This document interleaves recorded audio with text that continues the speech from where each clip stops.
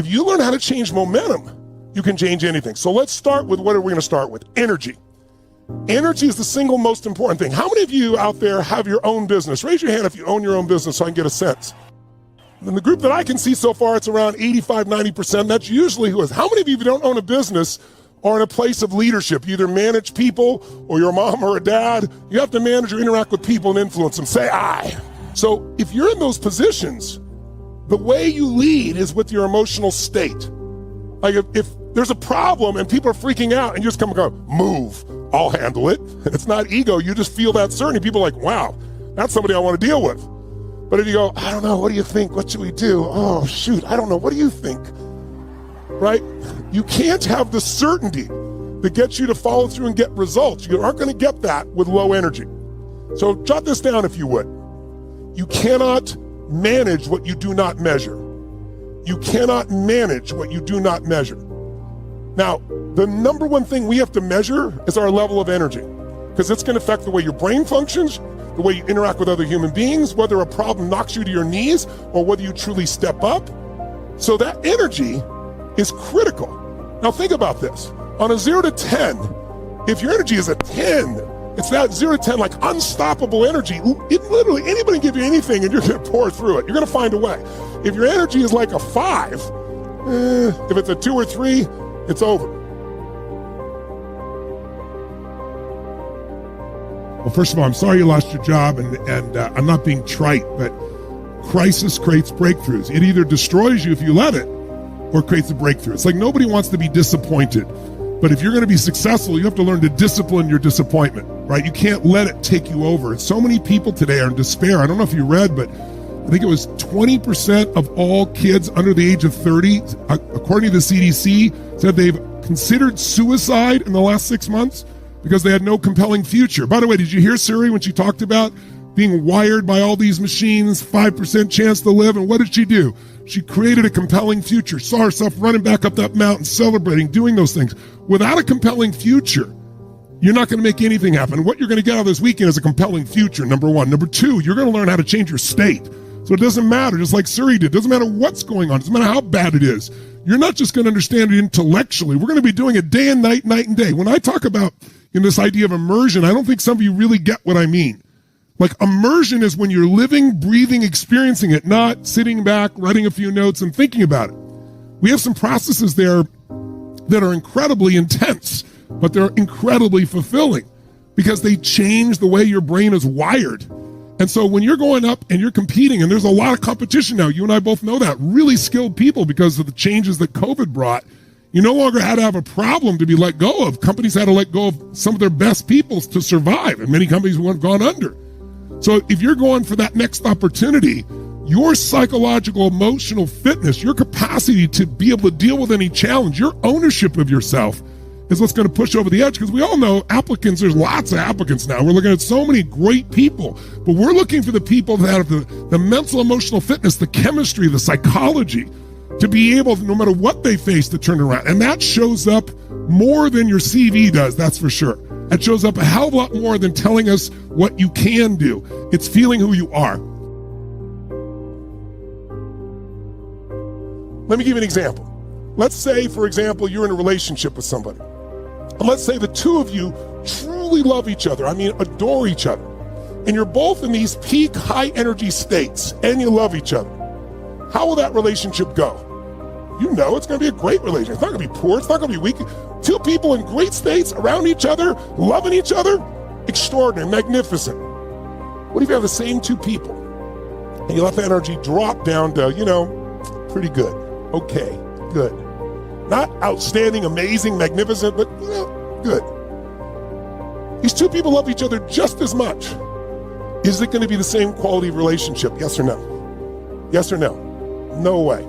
No way, you know it, even though they love each other, because your state affects it all. Now, what if instead of in a peak state or even an okay state, and it has nothing to do with each other, both people get in a really low state. They're stressed out, they're exhausted, they've been locked up forever, the kids are home, everybody's fighting for bandwidth, trying to get things done.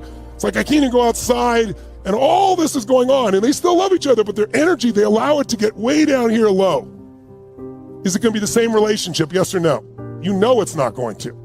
Now people are going to say and do things they don't even mean, but their partner may not forget it, and it hurts. Now we got problems. The only other position is one's high energy, one's low energy. That's another danger zone. Because this person's want to stay good. Well, why aren't you feeling good? And they might even get in a fight over this. So your energy's got to be measured. So shake your body out just for a second. And if you would, tell me on a scale from 0 to 10, where's your energy before we started here today? Before we started, 0 to 10, before moving, everything else, where was it? Would you just put it in the chat for me real quick. Okay, 5, 7, 7, a 9, a 7, an 8, a 5, a 5, a 2, a 2, a 3, a 7, a 6, a 5, a 4, a 6, a 7, a 9. Okay, if I look at this, it looks like the common number, the mean number's in the 5, 6 range. So I have a question for you. Would you ever want to date a 5? Are you going to want to do business with a person of a 5 of energy? Is a person of 5 energy going to break through and build their business, find the way to be financially free, have this incredible relationship? Hell no. So your energy affects everything. How many buy that? You don't have to, but if you do, raise your hand. If you believe energy is one of the most important things to success, say I. And I want you to remember this. Write this in your notes. Whatever you look for, you will find. Whatever you look for, you will find.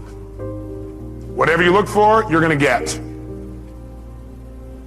And by the way we look for things is we ask questions about people, about our life, about ourselves. That's how you look for things. The way you direct what you focus on is ask a question. Very quickly, look around this room as fast as you can. I want you to notice everything in this room that's brown. Quick, everything that's brown, brown. Clothing, people's hair, floors, anything brown, brown, brown. Only brown, brown, brown, brown, brown, brown, brown. Close your eyes. With your eyes closed now, tell me everything in this room that's red. Raise your hand if you see a lot more brown in your head than you see red. Raise your hand. Open your eyes, look for red now. See everything you see in this room that's red, red, red, red. Anywhere you can see it, clothing, people, anywhere you see red, red, red, red, red. Look around, red, red, red. How many see a lot more red now? Raise your hand. Guess what? You get what you look for. And I got you to look for it by asking a question. That's also how you get yourself to look for things, by asking a question. Like, what's wrong with this person? And you know what? If you look, you'll find what's wrong. There's wrong. Look, there's what's wrong with them. Why are they such a scumbag? You say, okay, why? All right, here's one reason, here's another, here's another. How come I can never succeed?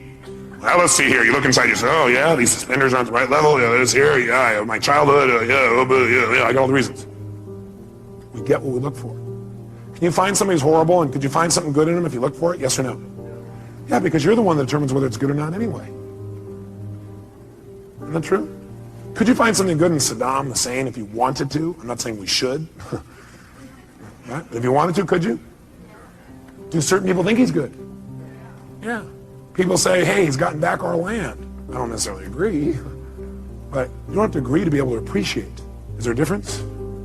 Yeah. You can appreciate somebody's view even if you don't agree with it. You can appreciate that for them that's true. You can appreciate that they have a different reality than you have about something. Most of us think we all have to share the same perceived reality. I'm sure we share the same physical reality, but physical reality is not what most of us experience. We experience a perceived reality we've made up in our head. Isn't that true? And so do you remember what the title of this technology is? Bridging realities. What we're going to want to do is build a bridge between our reality and somebody else's so that we can connect and have a relationship. We don't have to make them live in our reality. We don't have to hold our reality as their absolute. We can create a bridge. And by having that bridge, we can exchange information between our two cities, our two communities of emotion, our two communities of understanding. We can create a connection. We're no longer separate. We're connected. And we can share. We can have our own identity and feeling. We can also connect and share. There's no limit. We can do it at any moment. All we have to do is choose to cross the bridge. That's all we got to do. Bridge the reality. I'm going to show you how to do that with people for the rest of your life. It'll change your life like few things you've ever learned in your life. It'll be so simple, it'll be a joke. But it starts with this basic philosophical understanding. The way you feel is based on the meaning you give things. You are the one giving the meaning no matter what, even though it feels like somebody else. And the question is, are you doing an empowering meaning or a disempowering meaning? And if you say, yeah, but look, I got proof. I got proof that what I'm saying is true. Do you want to be in right, or do you want to be in a relationship? Do you want to be right, or do you want to be in love? I'll write that down. Ask yourself instead of a question of the future. Next time you're in an argument, ask yourself, do you want to be right or do you want to be in love? Because that's really your choice. That's really it.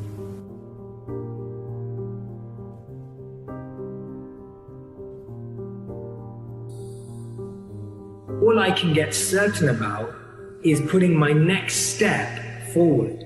And I think it's kind of like when you're walking, you've become so comfortable walking you don't even realize, but actually all you're doing is putting your next step right. You can't think about what's going to happen in 100 steps time because you have walked over the ground then. You don't know how the ground is going to change. So for me, the monk mindset is, how do I just place this next step? Not perfectly, but how do I place this next step with my best intention, process, and habits possible? And what does that require? That requires me to be connected internally to my internal guide.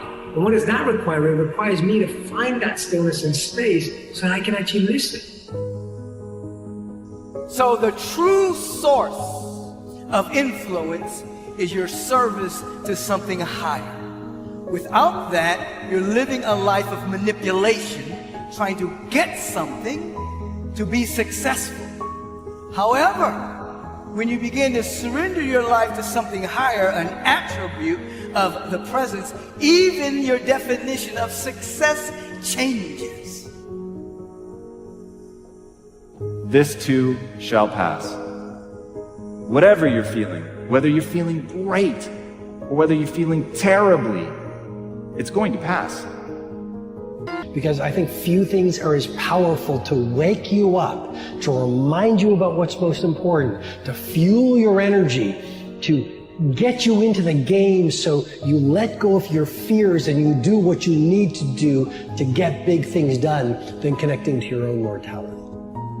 When you realize that every single day could be your last, or when you appreciate that no matter how long you live, life is a short ride, you just sort of let go of the fears and you let go of the limits and you live full on and you seize opportunities and you have real conversations with real people and you sort of wear your heart on your sleeve and you bring on the fullness of your authenticity and you do whatever it takes to get your loftiest dreams to get done.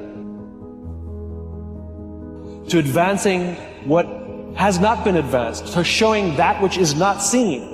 And not obsessing with the successes we've had and how much iceberg is above the ocean, but how much more work we have to do. And it all started with a tiny little bit of ice sticking above the ocean.